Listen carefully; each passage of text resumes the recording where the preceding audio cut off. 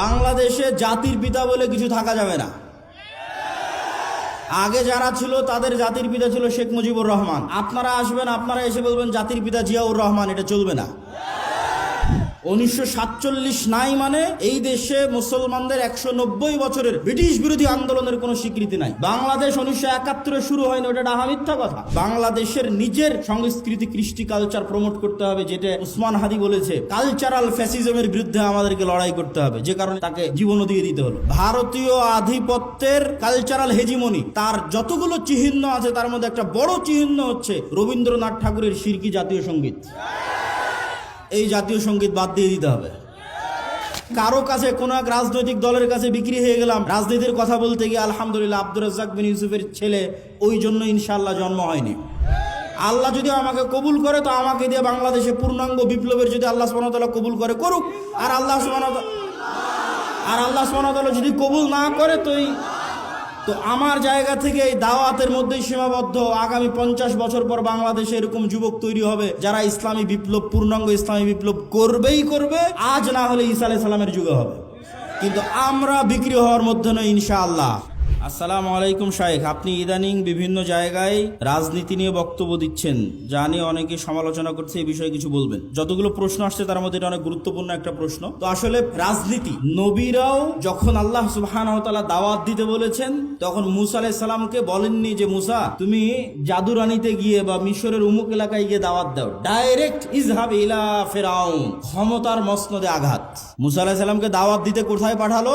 ইজহাব ইলা ফেরাউনের কাছে গিয়ে দাওয়াত দাও, মানে ডাইরেক্ট ক্ষমতার মসনদে যে আছে ওকে দাওয়াত দাও। ইব্রাহিম আলাইহিস সালাতু ওয়াস সালামকে কোথায় পাঠালো? ডাইরেক্ট নমরুদ। তো নবীরা যারা পৃথিবীতে এসেছেন তারা জয়লাভ করুক অথবা না করুক, তাদের দাওয়াতের যে মানহাজ ছিল, এই দাওয়াতের মানহাজের একটা পার্ট অবশ্যই যারা সমাজের দায়িত্ব পালন করতেছে, যারা রাষ্ট্র এবং দেশ চালাচ্ছে, তাদের কাছে আপনাকে দাওয়াত দিতেই হবে। এটা নবীদের রাজনীতি। এবং এই দাওয়াতটা যদি নিঃস্বার্থ হয়, ওই যে লবিং, লিয়াজু, ঠিক আছে, আমার দুনিয়াবি কোনো স্বার্থ, আমাকে এটা দেন, আমাকে এটা দেন, এরকম দুনিয়াবি স্বার্থে যদি দাওয়াত হয়, ওই দাওয়াতে কোনোদিন বিপ্লব তৈরি হবে না। ওই দাওয়াতে কোনোদিন কি তৈরি হবে না? বিপ্লব তৈরি হবে না। আজকে যেহেতু প্রশ্ন করেছে এই জন্য বলেই দিচ্ছি, এই যে তারেক রহমান সাহেব এসেছে ইংল্যান্ডে, তার সাথে আমার দেখা হয়েছিল অন্তত 30 থেকে 40 মিনিট ফেস টু ফেস তার সাথে আমি কথা বলেছি। আমি তার সাথে কথাই শুরু করেছিলাম এটা দিয়ে যে আজকে আমি এখানে আসার আগ পর্যন্ত যতজন আপনার কাছে এসেছে এরা দুনিয়াবি স্বার্থ নিয়ে আসবে, আর আমি আজকে এখান থেকে চলে যাওয়ার পরও হাজারো মানুষ আপনার সাথে দেখা করতে আসবে, দুনিয়ার স্বার্থে আসবে। কারো একটা সিট দরকার, কারো একটা আসন দরকার, কারো একটা পদ দরকার, কত কি দরকার। কিন্তু আমি আব্দুল্লাহ বিন আব্দুর রাজ্জাক এসেছি 4টা কথা বলবো বাংলাদেশের স্বার্থে। যদি করতে পারেন বাংলাদেশের উপকার হবে। এবং এই যে চারটা কথা আমি ওনাকে বলেছিলাম, ওইটার পক্ষেই আমরা ন্যারেটিভ তৈরি করার চেষ্টা করি, যেটাই বাংলাদেশ। ওনাকে বলেছিলাম, 1 নাম্বার, মুসলমানেরা যে 190 বছর ব্রিটিশ বিরোধী সংগ্রাম করলে আর স্বীকৃতি কোথায়? 1797 সালের 23 জুন থেকে 1947-এর 14 বা 15 আগস্ট পর্যন্ত 190 বছর ভারতের মুসলমানেরা, ঠিকই ভারতের হিন্দু এবং মুসলমানেরা সবাই যে ব্রিটিশ বিরোধী আন্দোলন করেছে তার স্বীকৃতি আছে। পাকিস্তানের মুসলমানেরা যে ব্রিটিশ বিরোধী আন্দোলন করেছে তার স্বীকৃতি আছে। তো বাংলাদেশের মুসলমানেরা কি করেনি? তিতুমির কে তাহলে? হাজী শরীয়তুল্লাহ কে তাহলে? এখানে যে ব্রিটিশ বিরোধী 1857-তে যে হাজার হাজার মুসলমান জীবন দিল, তাদের স্বীকৃতি কই? অতএব 1947-এর রাষ্ট্রীয় স্বীকৃতি দিতেই হবে। 1947 নাই মানে এই দেশে মুসলমানদের 190 বছরের ব্রিটিশ বিরোধী আন্দোলনের কোনো স্বীকৃতি নাই।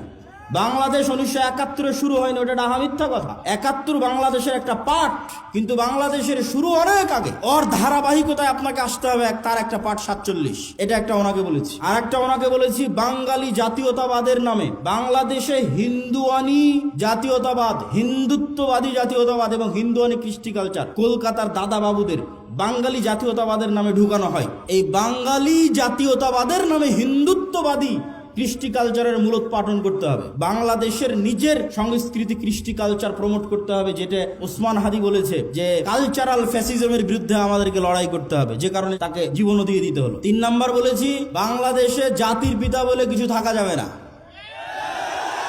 আগে যারা ছিল তাদের জাতির পিতা ছিল শেখ মুজিবুর রহমান। আপনারা আসবেন, আপনারা এসে বলবেন জাতির পিতা জিয়াউর রহমান, এটা চলবে না। আপনি এতটুকু করতে পারেন, এই পুরো বাংলাদেশ তৈরিতে যাদের অবদান আছে তাদের সবাইকে সমান একটা মর্যাদার জায়গায় দিতে পারেন, ফাউন্ডার ফাদার্স এরকম একটা মর্যাদার জায়গায় দিতে পারেন, যেখানে শেরে বাংলা একে ফজলুল হকও থাকবে, হোসেন শহীদ সোহরাওয়ার্দীও থাকবে, এই অঞ্চলের মুসলমানদের যে ধারাবাহিক আন্দোলনের স্বীকৃতি আছে সেটার স্বীকৃতি থাকবে। 4 নাম্বার বলেছি, অত্র অঞ্চলে ভারতীয় আধিপত্যের যে হেজিমনি, কালচারাল হেজিমনি, তার যতগুলো চিহ্ন আছে তার মধ্যে একটা বড় চিহ্ন হচ্ছে রবীন্দ্রনাথ ঠাকুরের শিরকি জাতীয় সঙ্গীত।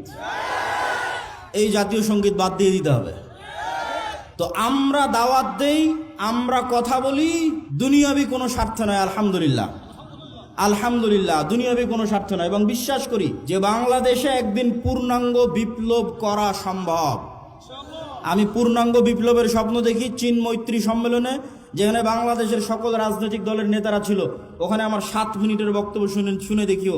আমি পূর্ণাঙ্গ বিপ্লবের ডাক দিয়েছি, তাতে 30 বছর লাগুক, 50 বছর লাগুক, কিন্তু বাংলাদেশে সম্ভব। কেন সম্ভব? যদি সম্ভব না হতো আমি বলতাম না। বাংলাদেশে কয়েকটা কারণে সম্ভব। বাংলাদেশের 90% মানুষের ভাষা বাংলা, বাংলাদেশের 90% মানুষের ধর্ম ইসলাম। যদি এরকম হতো চিটাগাংয়ের ভাষা হিন্দি, রাজশাহীর ভাষা বাংলা, ঠাকুরগাঁয়ের ভাষা পাঞ্জাবি, আর সিলেটের ভাষা হচ্ছে কি বলে ওর নাম, আর একটা ভাষা ধরলাম গুজরাতি অথবা ধরলাম বিহারি, তাহলে আমি বলতাম না, বাংলাদেশে বিপ্লব সম্ভব নয়। আবার যদি দেখতাম না এখানে অর্ধেক পাঠান বাস করে, অর্ধেক পাঞ্জাবি বাস করে, অর্ধেক অমুক বাস করে না, তাহলে আমি বলতাম এখানে বিপ্লব সম্ভব নয়। আবার যদি দেখতাম এখানে 50% মানুষ হিন্দু, 50% মানুষ এখানে খ্রিস্টান, বিপ্লব সম্ভব নয়। বাংলাদেশে যে কোনো একটা আদর্শের উপর বিপ্লব খুবই সম্ভব, কেননা এখানে 90% মানুষের ভাষা বাংলা, বলে বাংলা, লেখে বাংলা, সংস্কৃতি বাংলা। আবার 90% মানুষই ইসলামে বিশ্বাস করে। ফলত এখানে আলাদা কোনো বিভেদ নাই। এখানে 20% মানুষও যদি তৈরি হয় যারা ঈমান বিল গায়বে ইয়াকিন রাখবে, আজকের যে কথা বলেছি, আজকের যে থিওরি দিয়েছি, এবং সামনে এটার উপর আরো অনেক কাজ এবং গবেষণা এবং লিখিত দ্বিতীয় আর একটা বই আসবে আল্লাহর পথে যাত্রার উপর, আমি ওই পূর্ণাঙ্গ বিপ্লবে বিশ্বাস করি। কারো কাছে কোনো এক রাজনৈতিক দলের কাছে বিক্রি হয়ে গেলাম রাজনীতির কথা বলতে গিয়ে, আলহামদুলিল্লাহ আব্দুর রাজ্জাক বিন ইউসুফের ছেলে, ওই জন্য ইনশাআল্লাহ জন্ম হয়নি। আব্দুর রাজ্জাক বিন ইউসুফ ওই বক্তাও নয়। বড় থেকে বড় নেতার ঘরে যখন প্রবেশ করেছে, ছবি মূর্তি থেকেছে, যত বড় মন্ত্রী হোক, যত বড় মিনিস্টার হোক, আব্দুর রাজ্জাক বিন ইউসুফ দাঁড়িয়ে বলে যে ছবি মূর্তি সরাতে হবে, না হলে ঢুকবে না। অথচ বহু বক্তা ওই ঘরেই বসে আছে। মানে দুনিয়ার স্বার্থের কাছে বিক্রি হওয়া বক্তা আব্দুর রাজ্জাক বিন ইউসুফ নয়। তো আমিও যদি কোনোদিন মনে করি দুনিয়ার স্বার্থের কাছে বিক্রি হয়ে যাচ্ছি, তো বক্তব্য দেওয়াই বন্ধ করে দেবো, দাওয়াত দেওয়াই বন্ধ করে দেবো। কিন্তু আব্দুর রাজ্জাক বিন ইউসুফ যে আমানতের, ন্যায়পরায়ণতার এবং যে বিশ্বাসের একটা মানদণ্ড নির্ধারণ করে গেছে, ওইটার সাথে ইনশাল্লাহ খেয়ানত করবো না। আল্লাহ যদি আমাকে কবুল করে, তো আমাকে দিয়ে বাংলাদেশে পূর্ণাঙ্গ বিপ্লবের যদি আল্লাহ সুবহানাহু ওয়া তাআলা কবুল করে, করুক। আর আল্লাহ সুবহানাহু ওয়া তাআলা যদি কবুল না করে, তো আমার জায়গা থেকে এই দাওয়াতের মধ্যেই সীমাবদ্ধ। আগামী 50 বছর পর বাংলাদেশে এরকম যুবক তৈরি হবে যারা ইসলামী বিপ্লব, পূর্ণাঙ্গ ইসলামী বিপ্লব করবেই করবে। আজ না হলে ঈসা আলাইহিস সালামের যুগে হবে, কিন্তু আমরা বিক্রি হওয়ার মধ্যে নয় ইনশাআল্লাহ। আর ওইভাবে আমাদেরকে আমার মা এবং বাবা বড়ও করেনি, আলহামদুলিল্লাহ। দুনিয়ার কারো কাছে কোনো কিছুর জন্য মুখাপেক্ষী নয়, আলহামদুলিল্লাহ। আল্লাহ সুবহানাহু ওয়া তাআলা যেন এটার উপর ঈমান পর্যন্ত, মৃত্যু পর্যন্ত থাকার তৌফিক দান করে, আল্লাহুম্মা আমিন। আসসালামু আলাইকুম ওয়া রাহমাতুল্লাহি ওয়া বারাকাতুহু।